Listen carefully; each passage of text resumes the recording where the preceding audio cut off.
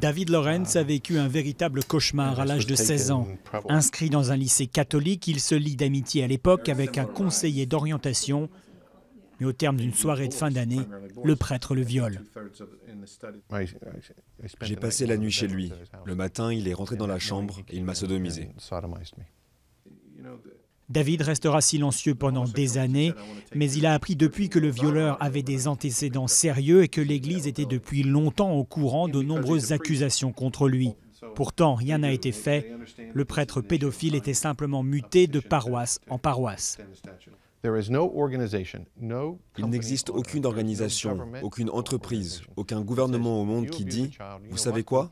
Si vous violez un enfant, on va vous garder et vous donner du travail. » Seule l'Église catholique dit « Si vous êtes pédophile, vous pouvez rester prêtre et en plus, on va vous aider à vous cacher. »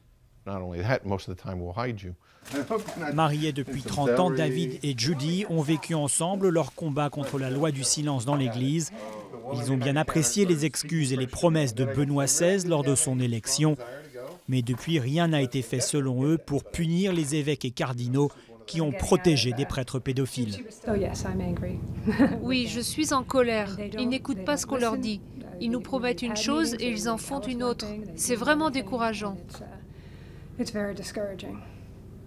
Le refuge de David, c'est son jardin où il a installé une statue de Saint François d'Assise, protecteur des plus faibles.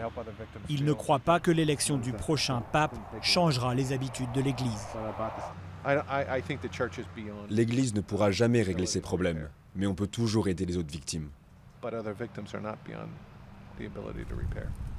Aujourd'hui, David est bénévole dans une association.